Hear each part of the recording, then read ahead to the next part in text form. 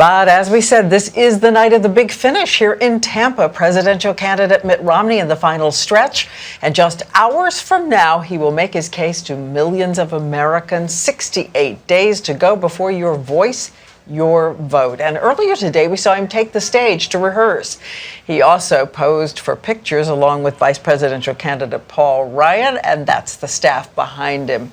And remember all those balloons that we told you about? Well, 120,000 of them, we're told, are going to be dropping in 3 different stages from the air tonight, and beneath them will be ABC's David Muir on the floor of the convention hall. David. Right beneath them tonight here on the floor, Diane. Good evening again to you here in Tampa. And to give the viewers at home an idea of those balloons you speak of, I just wanted to point the camera up at the ceiling. You can see them just hanging there waiting to be unleashed after the speech is done tonight. But the big change here this evening, just the size of the stage. Mitt Romney here backstage this afternoon saying he looks forward to reintroducing himself, defining himself to the American people. Literally setting the stage here in Tampa, expanding it for the man about to make his case for the presidency. Today, Mitt Romney here making adjustments to the teleprompter, getting his bearings on stage before the biggest speech of his life.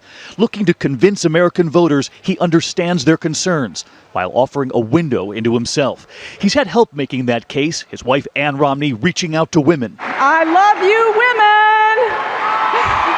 Arguing her husband does understand. As he nervously watched his wife from backstage, she defended her husband's success at Bain Capital. I can tell you, Mitt Romney was not handed success.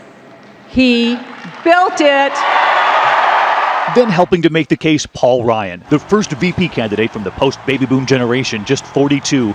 Romney watching Ryan while his own grandchildren crawled over him, as Ryan tried to reach a new generation for Romney. College graduates should not have to live out their 20s in their childhood bedrooms, staring up at fading Obama posters and wondering when they can move out and get going with life. And there were many others too, Condoleezza Rice and Mike Huckabee, who made the case too, saying this when it comes to Romney's Mormon faith. I care far less as to where Mitt Romney takes his family to church than I do about where he takes this country. But tonight here, it's Mitt Romney's turn to make the case for himself, revising the speech for weeks now on his iPad, the one he carries at his side on the campaign. And one more clue about what's to come tonight, the music playing late today in the convention hall, giving away the secret guest.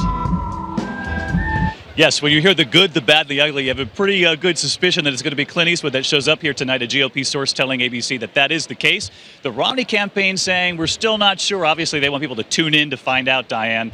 But everyone waiting tonight for Mitt Romney to take the stage. And as he said here this afternoon, getting a chance to introduce himself to the American people. Diane. All right, David, collecting clues about Clint Eastwood tonight. Thank you. And